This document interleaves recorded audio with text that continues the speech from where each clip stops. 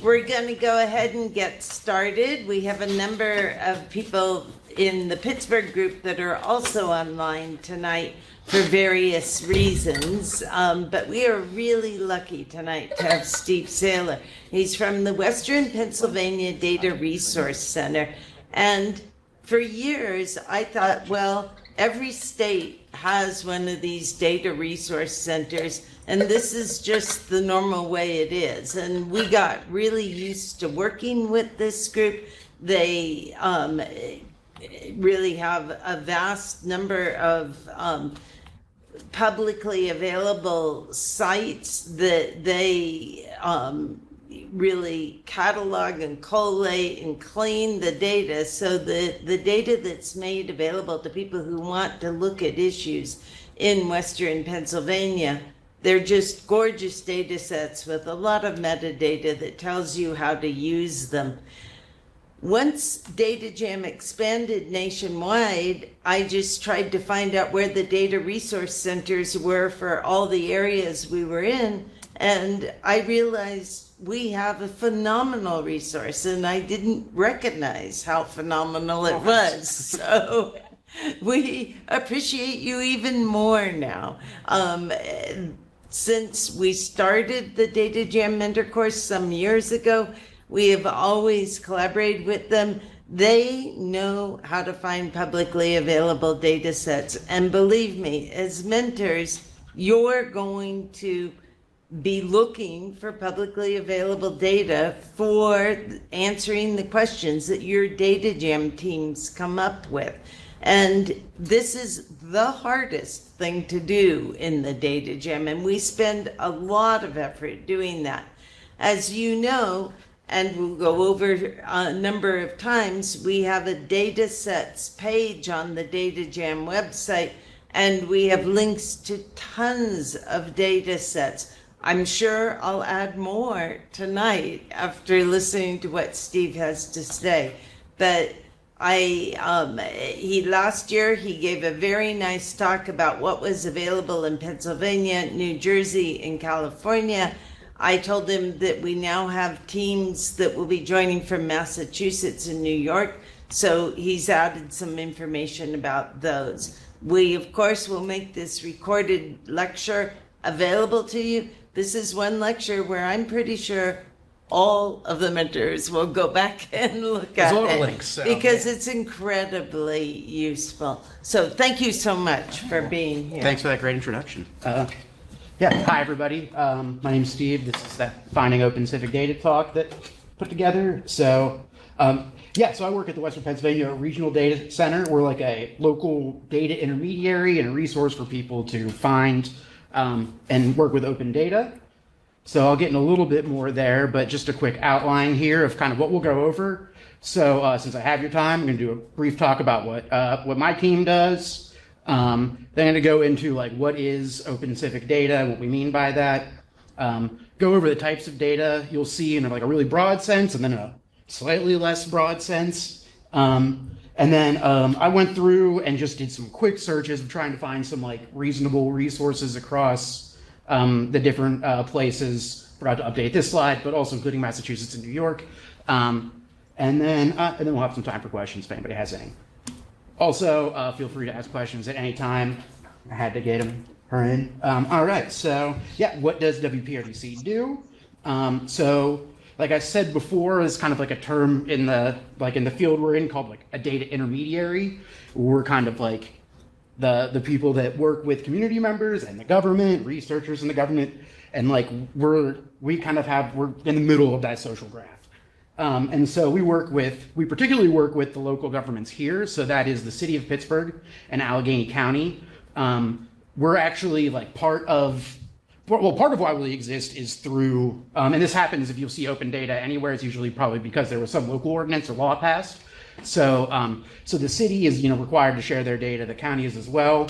And so they decided, because of the interesting way that the Pittsburgh area is for a lot of folks, like the city is not too big, but compared to like what the actual like metro area is, we have a pretty sprawled out area. So the both governments kind of are like the two, that they're both about equally as important and cover just about as much stuff as what goes on here. But yes, we help people use that data, and then this is mainly what I do, is build tools to make data more useful. As mentioned before, we're a partnership with the city of Pittsburgh and Allegheny County and the University of Pittsburgh. So like I'm staff here at Pitt. All of us are staff through Pitt, and everything goes through Pitt. And then you can see here, we also have a whole bunch of other publishers. There might be a few more in here that I haven't added. So for folks familiar with the area, this includes a whole bunch of local nonprofits, some kind of like quasi-governmental authorities, like our Port Authority for our public transit, our Water Authority. And here's kind of a diagram to explain kind of the data intermediary model, where you can see governments, nonprofits, universities publish data through us, and we send that data. That data can then be used by governments and nonprofits again. So, coming back around, citizens and media. So we work with a lot of journalists, and then research and students. We work obviously with a lot of researchers and students. And then just to kind of highlight a little bit different, this is what you're going to see pretty much everywhere else. There are some places, I'll say Boston. I do know the Open Data Portal in Boston. I actually know some of the folks that I've professionally met some of the folks there, and we're in a professional network with them that I'll share out later. And so I know on their end, they follow more of this data intermediary model. So they're in Massachusetts. Analyze Boston, I know, has some people that you probably talk to. But in a lot of places, what you're going to find is what I'm just going to label like your government data portal. And this is where, either like pressure came up back in the olden days, or local government pressure came up and people were like, okay, we need to start publishing our data. And so one of the easy ways to do it is just slap up a data portal somehow, a whole bunch of vendor services that are happy to take your money, so you can do that and then publish it out. But the key here is that most of the data publishing is pretty much just government employees doing their day-to-day government work. Maybe there might be like some of them have like some people that are kind of like on top of taking care of data for their department, but that's about it, and they just publish it. There's some of the metadata it really can be hit or miss. There's not somebody like over the whole thing usually like curating it and trying to standardize things. All right, so, and then more in general, just what is open data, because I've been using this term a lot. And so there's like four primary characteristics of open data. So the first is that it's machine readable. So this would exclude, so you'll see a lot of times like, especially back in the day, a lot of governments would be like, oh, we'll just put a table in PDF, put it on the internet, call it a day. And then you got to go and like actually pull all that data out of the PDF and stuff like that. So having it machine readable is a key thing, so that researchers and citizens can actually don't have to do all the front work to clean up as much data as necessary, as little data as possible. It needs to be accessible. People need to be able to get a hold of it, and that doesn't just mean physically be able to access it on the internet. That also means making sure that it's accessible across different uses of using the internet. So if you have a data portal, it should follow accessibility standards and be usable for people using screen readers and stuff like that. But then also making it make sense. So a really high level of accessibility. So if you don't know anything about air pollution and you look at these tables with all these different gases and numbers, you're like, I don't know what this is. But if you have a metadata table, or you have a data dictionary and some metadata that makes it more accessible, people can actually get an idea of what they're looking at. And so people who maybe have a little bit of data skills but aren't necessarily domain experts can look at something and get an idea. Standardized form, I hinted at this a little bit. This is an important thing, but you want to make sure that when people are dealing with common things, that there's common representations for those. So a big example is dates. If you use Excel, you might also have a classic time where if you have dashes in something, Excel turns those into dates. There's actually, I think, a huge genetic database lost terabytes of data to some Excel. It's interesting. I'll find the link. But anyway, so standardizing things. So if there's so many different ways to write dates, and so something like that, or if we're going to say in Pittsburgh we have 90 neighborhoods that are like official and have names. So like if we're going to represent those across the data, we should probably use the same names. And that can get kind of tricky because like the neighborhoods change, sometimes they get merged, and then also like that's like, you know, the city's idea, not necessarily people. So like maybe a nonprofit's collecting data and they consider some other neighborhood, like some other part of the city, part of their neighborhood. I could digress there, go on forever. And then the last one has a permissive license. So everything you see on the links I have are all open data.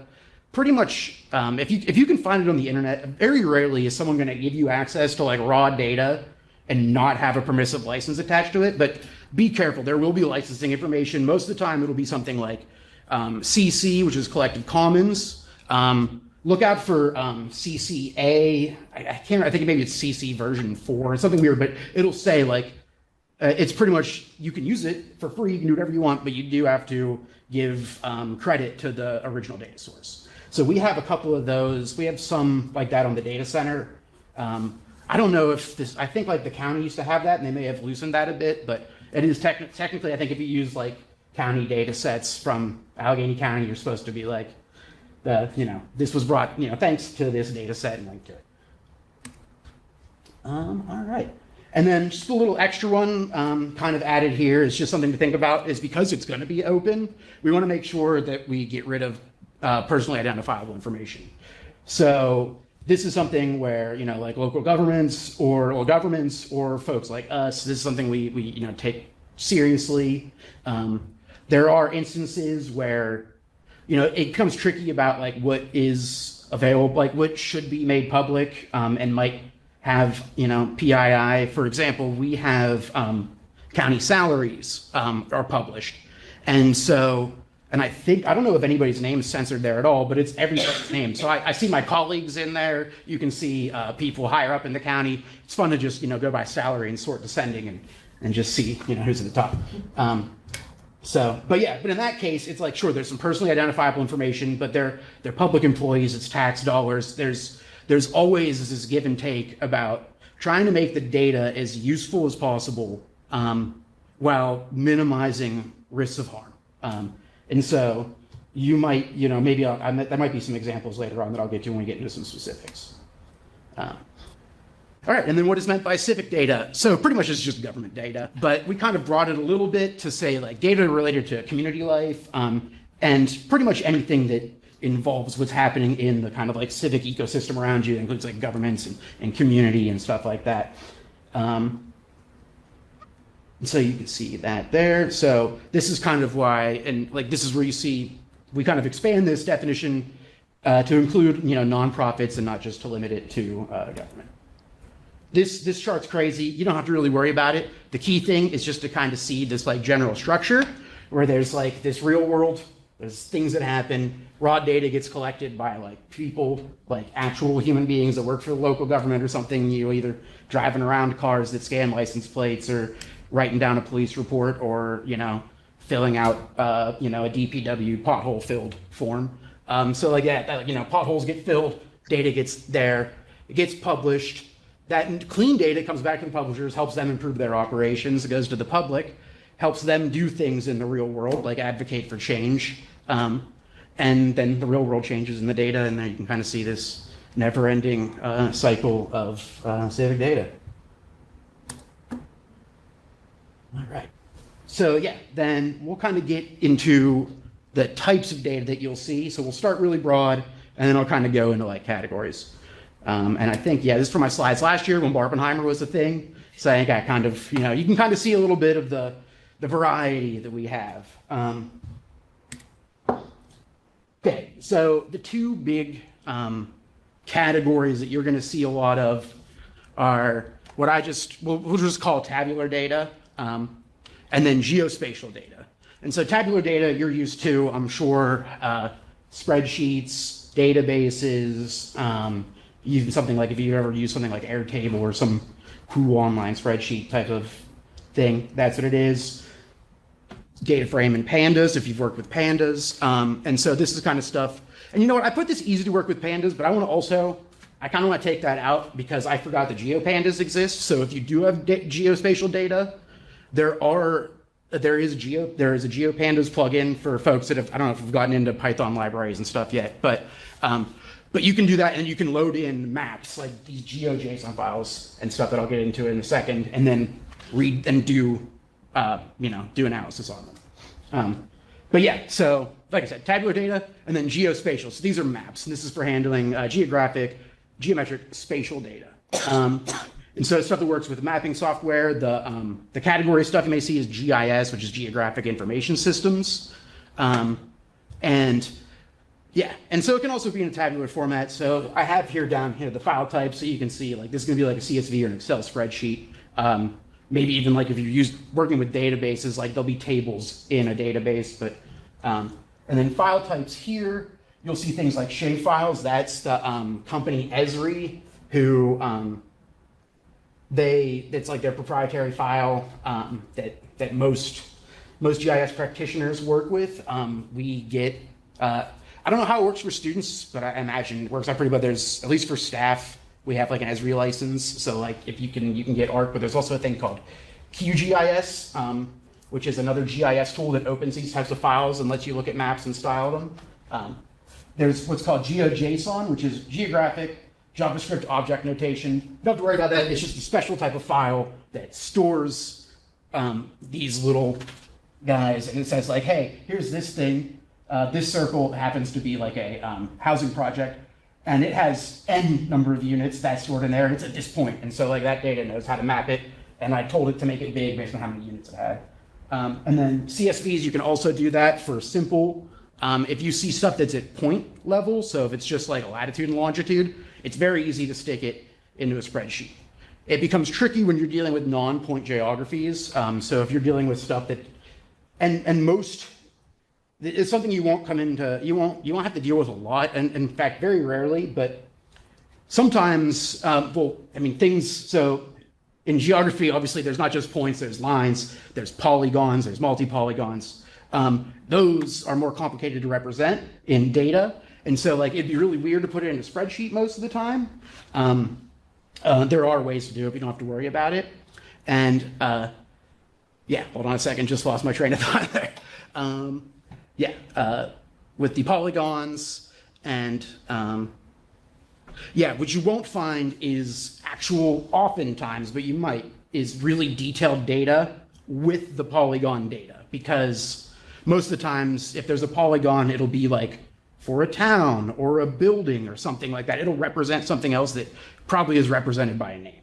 But in the rare case you come across polygons or lines, you can open it with this GIS software. Yes. So if I'm somebody who's kind of always worked with like tabular data whenever I've done anything, but let's say that there was a project where like we had like a geospatial question that we really wanted to ask, do you think it's, I don't want to say less, I think less work conveys what I'm trying to say, but like, do you think it's less work to try and wrangle like a geospatial CSV, or do you think it's more worth looking into like getting to know how to work with like these other file types?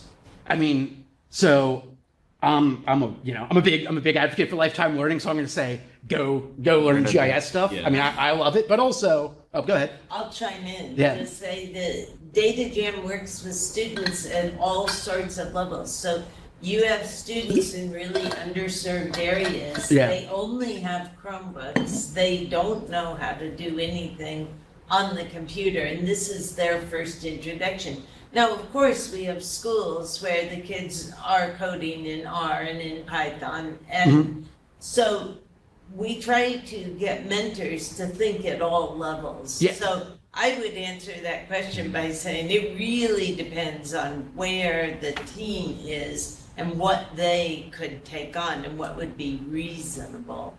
And just to kind of make sure this is clear, and you can think with that as you answer. Yeah, and so like, so maybe there's, and I could see maybe a possible step where like as a mentor, maybe you come across some data that's in. Also, I will point out that later on when I show the things, we'll actually kind of see.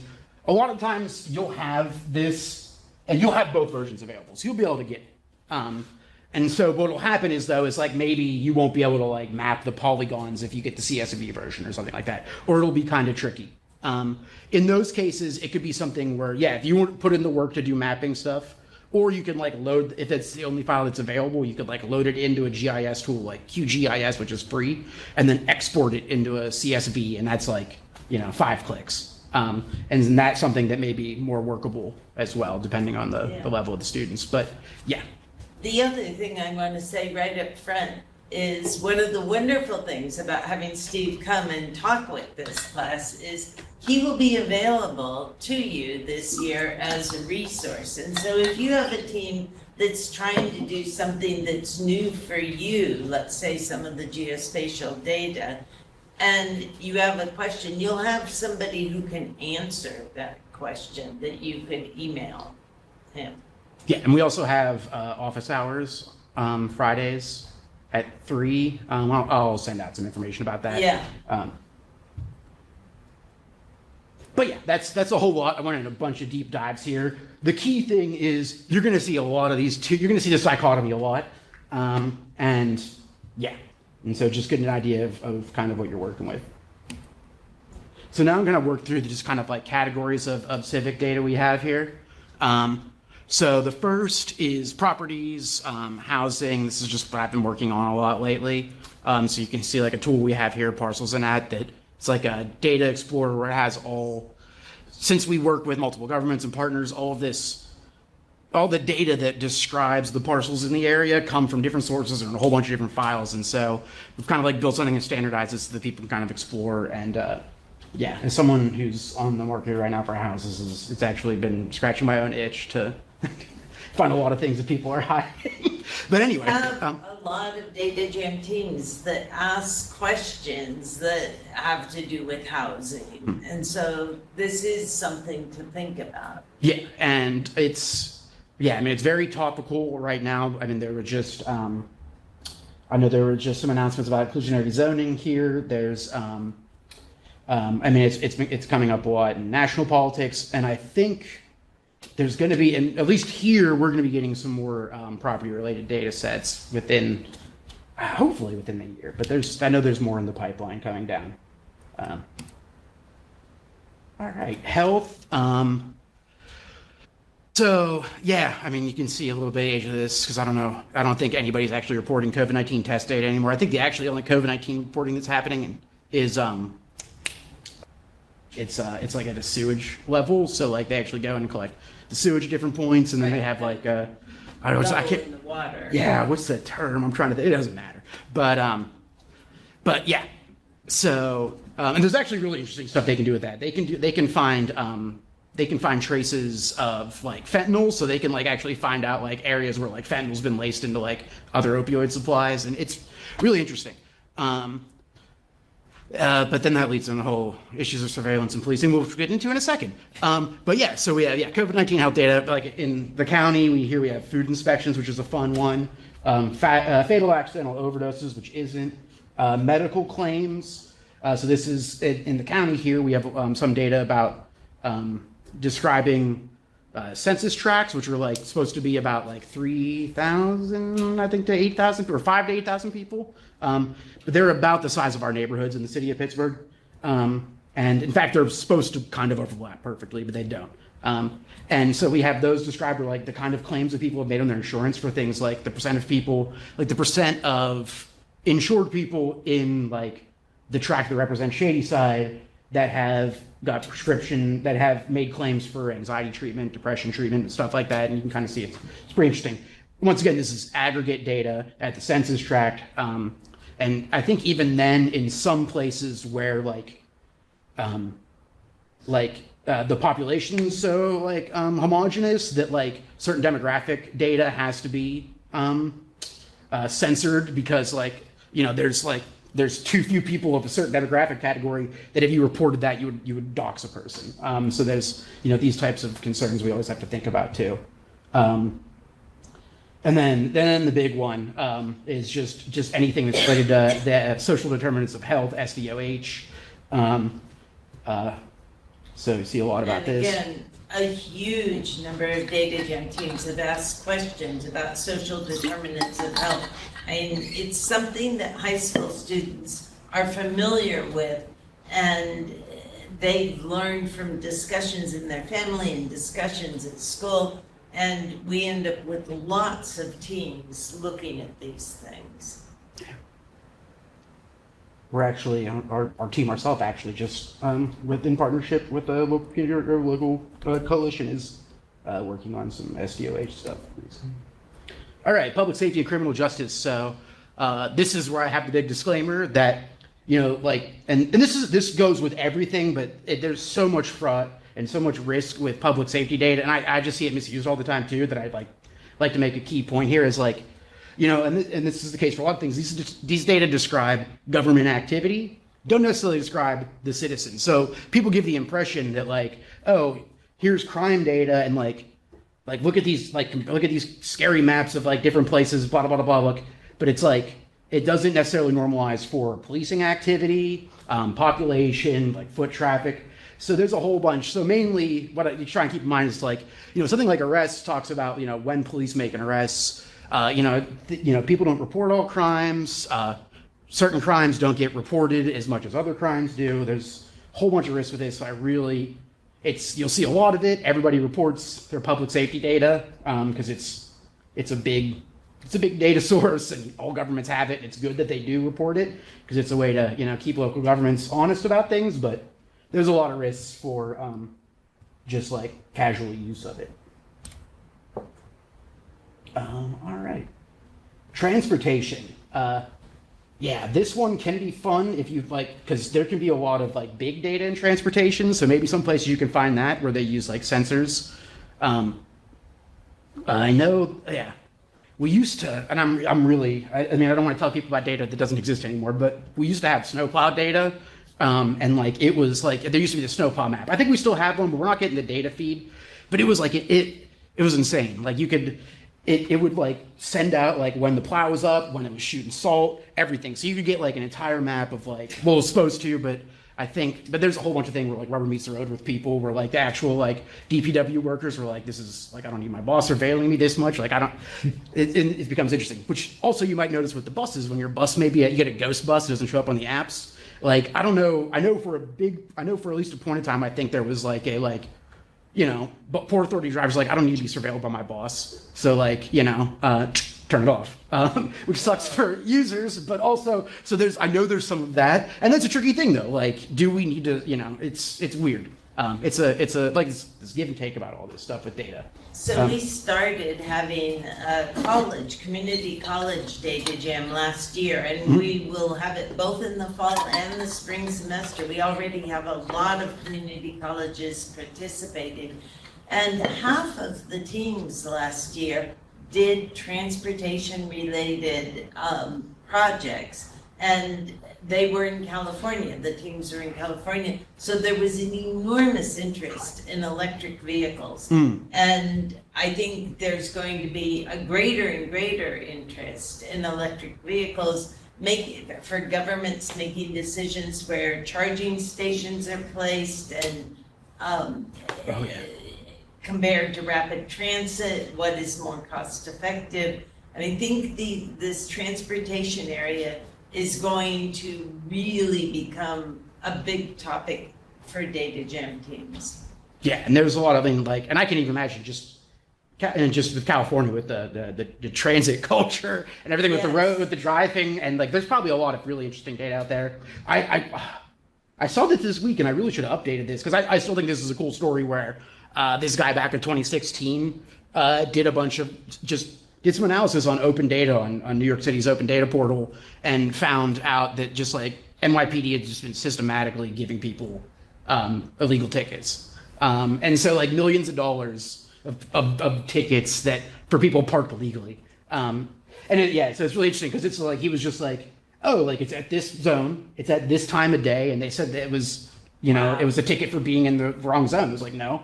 And he was able to, I think there was, I don't know what happened. I imagine some people got their money back, but it was fun. But anyway, the other example I saw recently, and I'll send an email out with this, is, and I think it was from New York City, like the actual like city government folks, but they did a nice map of like where, like how the MTA buses, like how fast they're going at different points of the city. So there's these big, you have these big lines going through like Manhattan, Queens, and stuff that just show like you can see like where they're hitting traffic and where they pick up speed. It's really neat, and it's just because they're collecting so much data.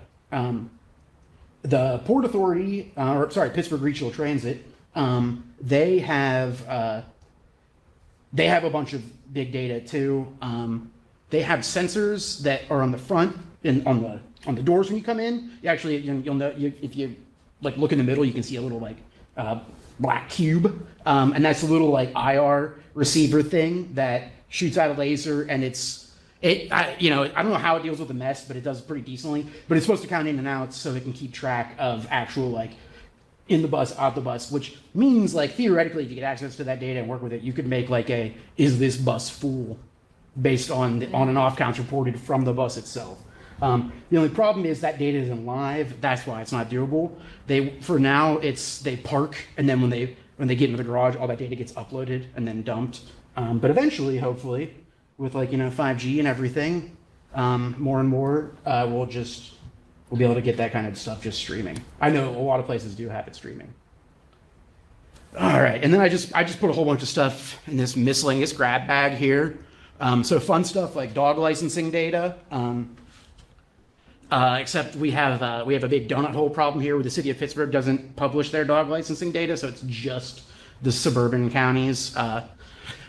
Let's see. But it's fun to find my friends' dogs in there that live outside of the city, because that one does have dog names. And last year I was here, someone came back with a really good question about like if we're taking PII seriously, why are the dog names okay? And I legit had to think about it. We were talking about it at the office the next week, But yeah, I mean, part of the answer is they're dogs. And then I think that's kind of where we left it. But yeah. So yeah, like 301 requests, for folks aren't familiar, those non-emergency, so mainly just a lot of complaints. So that's like potholes, weeds. I don't know. I saw somebody with a fake sign in my neighborhood that I was just like, this is annoying. So I'm thinking about making a 311 request about it because it's not a real sign. And then that's how like the city will notice it, send somebody out, be like, oh, is this a real sign? And then not, and then take it down. And one of my neighbors will be mad at me. And then, yeah. So yeah, a bunch of cool stuff there. I'm trying to think if we've got anything cool over the last year.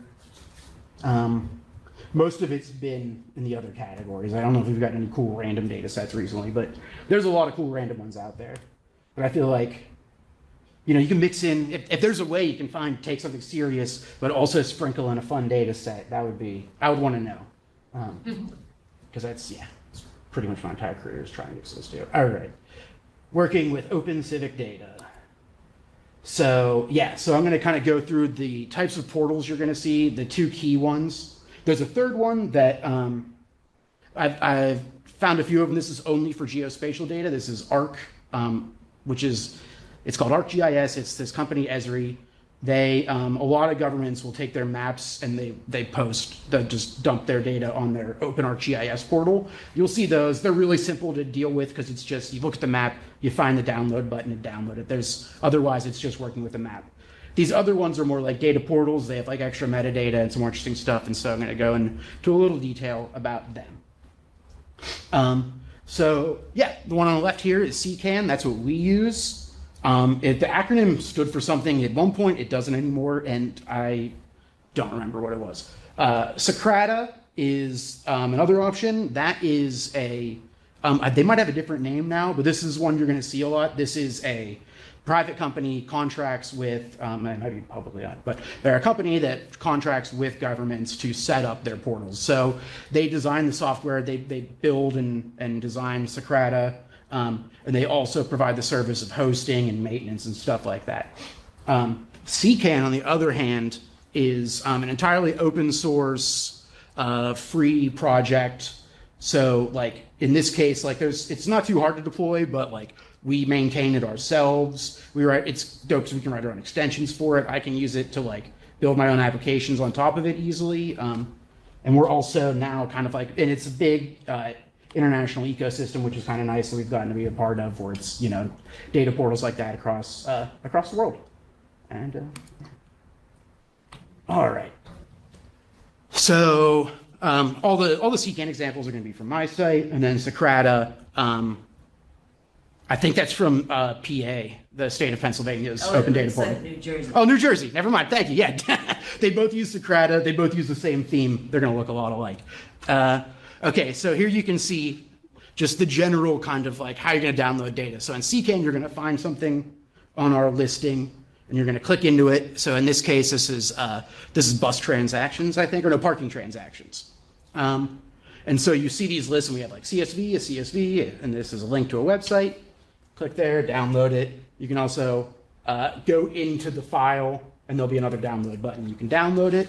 Socrata, there's just, you go with export, and it'll give you a whole bunch of options down there.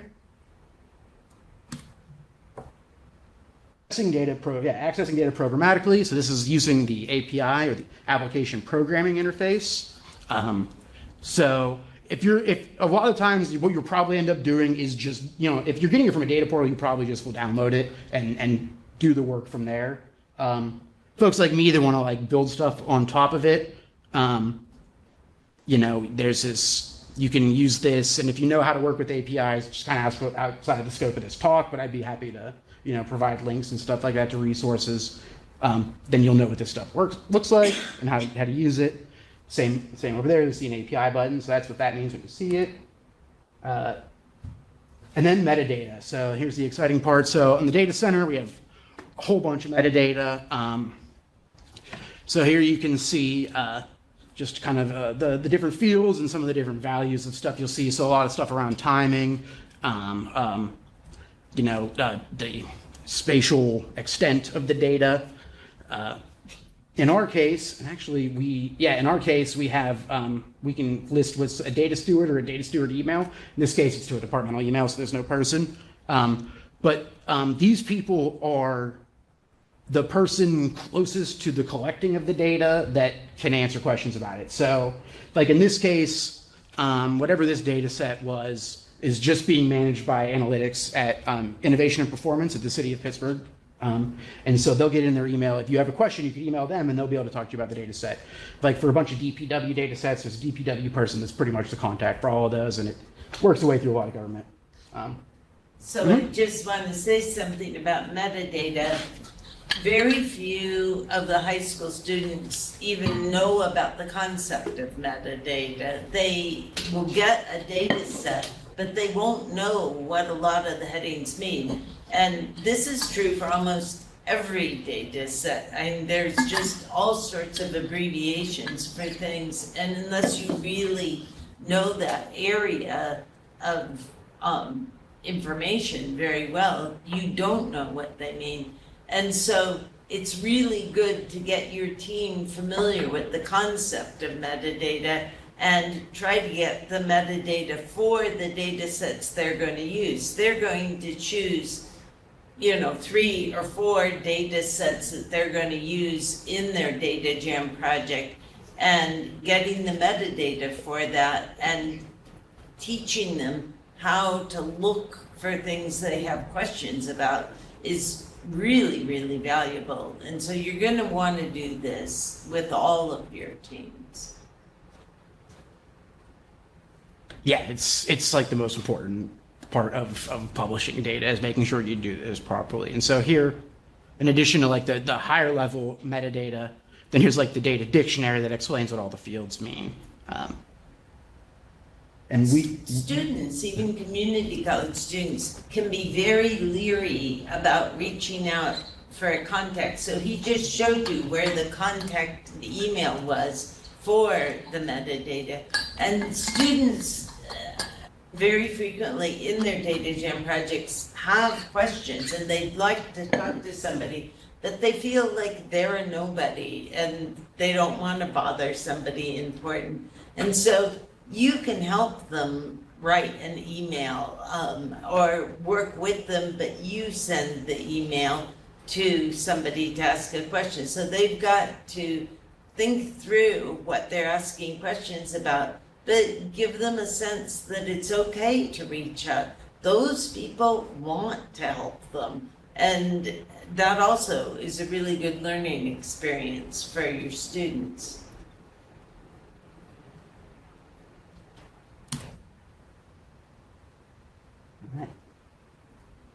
So yeah, so that was what the CCAN metadata, particularly on our website. Here's kind of what you'll see on like a Socrata site. So useful stuff like when it was last updated, get an idea of freshness, and you know when things are go, like when it started, who to contact. Ooh, that's really interesting. I see, this is nice. Actually, maybe we should add this. But they got a little time to contact the person. Ignore that. Just email them whenever. All right. All right. Okay, so just little notes before I get into this. Is a whole bunch of just links. So this is gonna be real quick and mainly just for you to click through. But you'll just a couple things. So like a lot of these just go to like the landing page for like the project or the site that the organization that does the hosting. So you might need to look for a menu item up at the top in the main menu for like data sets, catalog. They usually have a search bar at the front too. So that's kind of like your way in as well. And then so that if you go in and look at the demo and some of the screenshots, that's why. And then yeah, you'll see a little map emoji next to some links, and that just means that they're primarily geospatial. You also see most of those are like ArcGIS. Open.ArcGIS links. So yeah, Pennsylvania. We got the PA Open Data Portal, which is Socrata. We have our website, so that's just like a regular website, but then the actual like data portal's hosted there. You can get to it either way.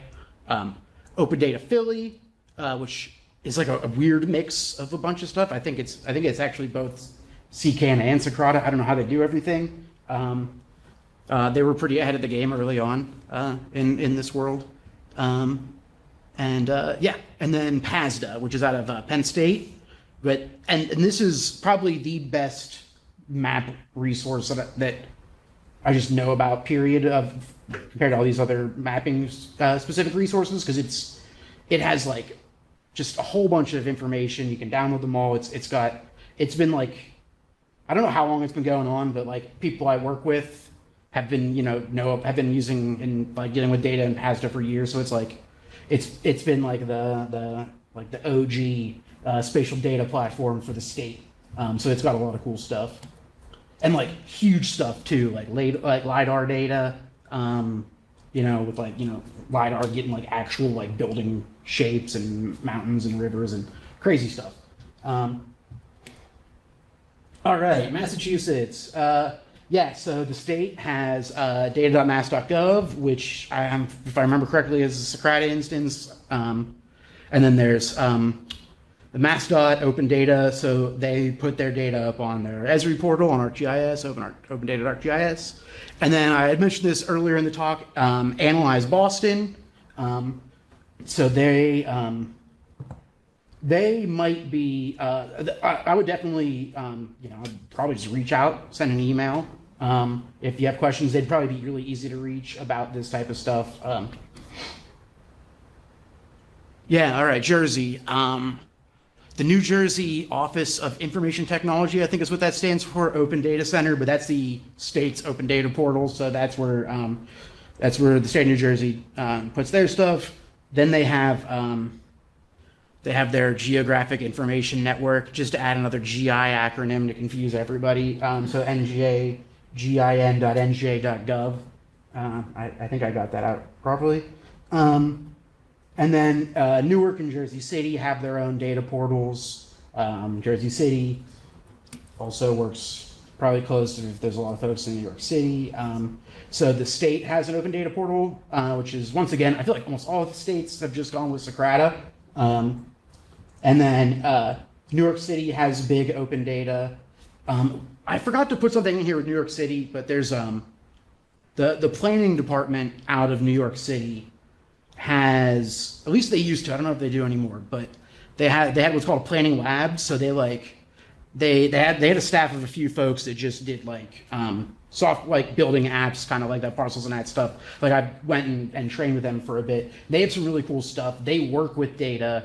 So looking at some of their tools might be really interesting ways to find data. And that's a key thing too, I should mention, is like a lot of this has been focused on like digging into data portals and finding spreadsheets, but I would very much also recommend, like, especially as an accessible way for youngsters, and like, but also as a way to just get an idea what's like what actually exists is to look for tools that people have built and use them, because they'll be sometimes a lot more. They'll give you a lot more information. Probably you'll find it a lot faster about things that maybe you didn't know. You didn't know what to search for. That a tool maybe helps guide you towards finding this data.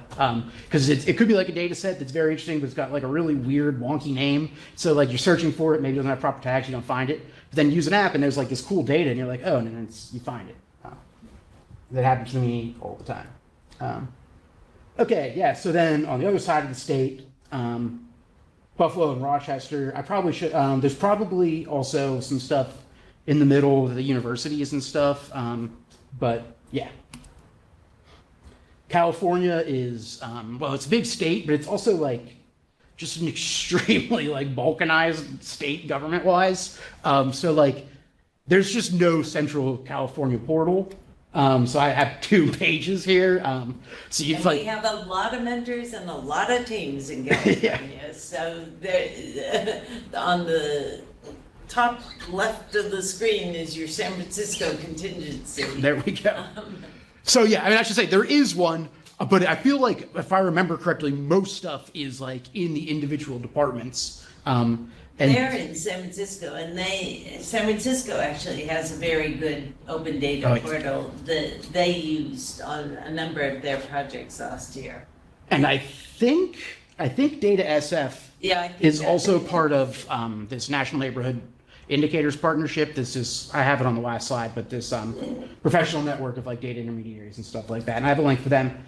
I think there is, and LA also has a partner in NNIP, or at least they used to.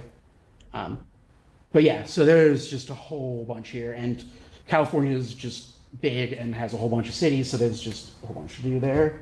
And please forgive me to the other states for cities I may have ignored in your state. I'm sorry. As someone who's about to have a license plate with the Philadelphia thing on it, I can go on about it.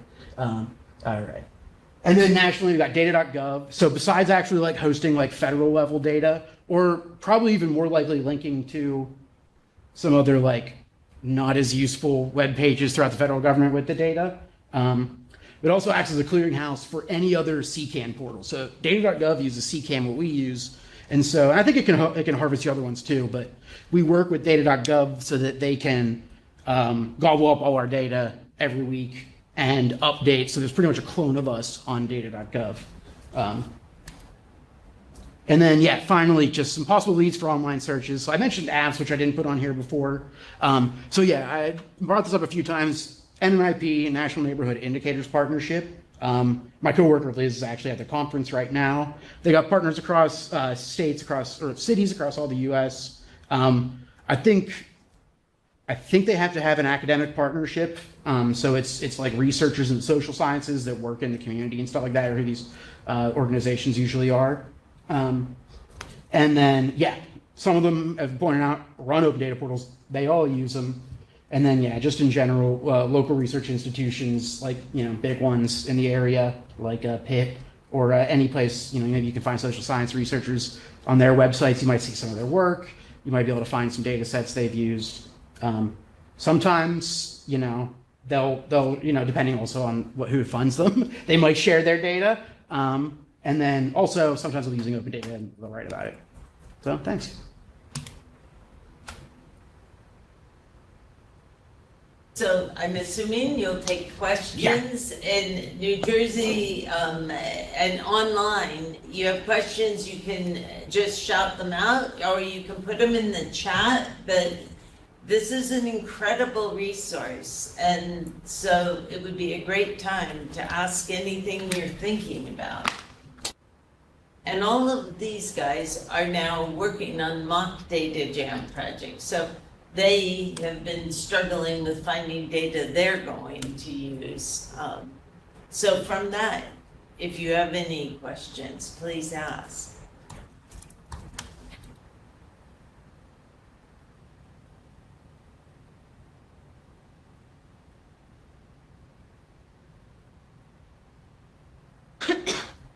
What kind of questions do you get when you have office hours on Fridays and you get a lot of, what are some of the common type questions you get?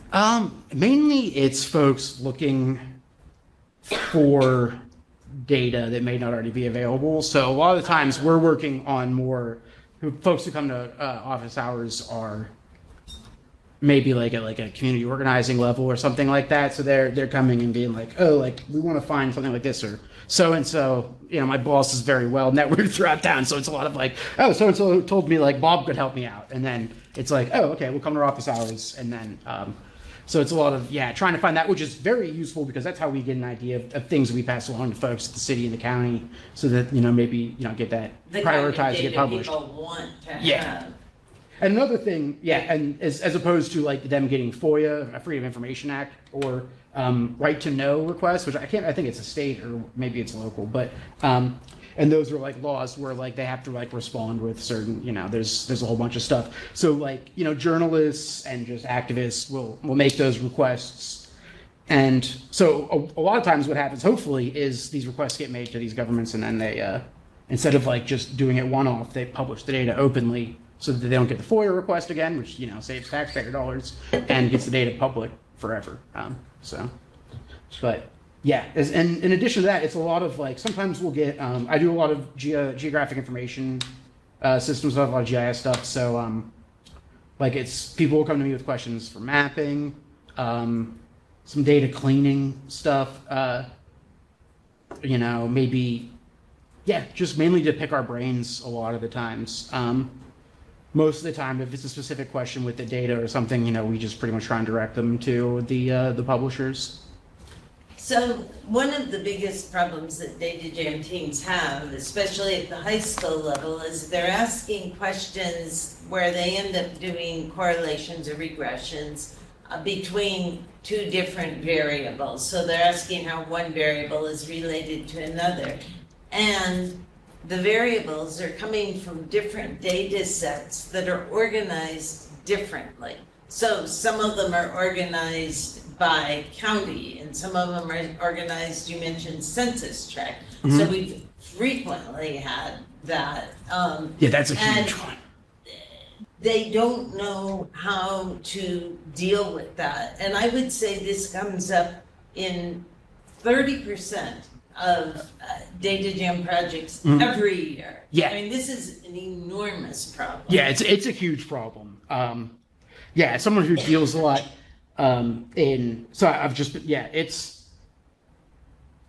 and then it all depends on specifically what you want to do, but it becomes a huge problem because there's different reporting agencies, they pick different levels. Ways that you suggest to try to So it really there's merge a lot of risks. Information? Yeah, so you can do what's called spatial aggregates, where like you have a shape, you have the city of Pittsburgh, and you have like so there's a couple ways to do it. If the data is something that you can perform aggregation on, so it's not already it already hasn't been aggregated, so like you can't, if you have average lifespan by census tract, you can't take that and average that and get the average city lifespan because you have no idea about the variance within the individual tracts. So in those cases, and that's the problem, it's just a big problem. It's huge for a huge number of data jam teams. I mean, they may be asking questions about crime and road conditions, but the crime data is organized one way, and by city, let's say, and the road conditions are organized by county. So and the key is to probably find the lowest common geographic, like spatial denominator you can. So this is where it's very important to get raw data out there if possible. There's a new thing going on called, and this is a huge dive, but I think it's interesting anyway. There's a thing called synthetic data you might hear about, where people take data sets that describe, that are like aggregate like descriptions of places, and then use that as like a model to make fake record level data that matches those statistics. So it's like Wow. Yeah, but there's also like a lot of it's, but you like, yeah, I like, You have but to there's also a watch lot of out. issues about like what kind of bias you're introducing when you're trying to match a statistic, and there's, so I wouldn't, yeah, but there's that. We have some synthetic data on a couple of things because we've worked with the Urban Institute on some like digging into that. So you might see synthetic data sets on our website. But yeah, so finding the lowest common denominator or lowest common spatial thing you can get. Yeah, the best then is to try and use like, as a proxy of some sort if you can, but that's so like, in Pittsburgh, like it might be appropriate to just pretend that tracks are neighborhoods and just compare them that way because like two won't really, and maybe just make a huge note of that, like up front, they're like, but that's probably not a good enough, like in a lot of those, it's like literally, yeah, like if it's just the data doesn't exist. That's the thing. We also a have lot of it's zip not out there. codes, and zip codes. Zip codes are even the more worst. problematic. Zip codes are the worst. Yeah, because they mean A nothing. huge amount of data Yeah. is available by zip code. Yep, so and that's the worst if you too. have zip codes with census tracts or zip codes with city boundaries or neighborhood boundaries, we've had students kind of map out what's the overlap, and what we've recommended is, well, let's say 60% of this zip code is Yeah, you can in weight that some stuff, yeah. neighborhood. Maybe you can take 60% of those numbers, and it's not. Yeah, it's good. not. And if you do want to weight it, so there's the census has blocks, and what's cool is we've just had a census here, so the actual blocks will be somewhat relevant, and those are small, like Yeah. they're like almost city blocks, and so. So the thing about if you're looking for demographic data to compare against your data, that you're going to be able to find at the block level because of the census, and because the census was just a couple. Well, we're almost halfway through, but anyway, because the census. But we finally have the census. Because it's not 2029, it's not entirely inaccurate. So that yeah, and that type of like low level only happens at the 10-year decennial census. So that's something you could look for.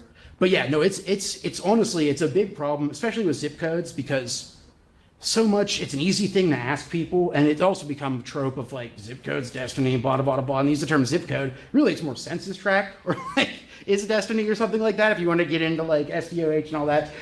And so everybody puts zip codes, which have no meaning for most scientific researchers, and then it's really hard to mesh these data sets, and I don't have a good answer for that. Weighting can be done, where yeah, you can be like, okay, let's assume, but you got to be really careful too. Like if you're dealing with demographics and like comparing demographics, is the distribution, you're going to assume, it would be really weird to do anything otherwise than to assume some sort of even distribution of the people based on demographics. And then after that, that might not be accurate depending on the size. It's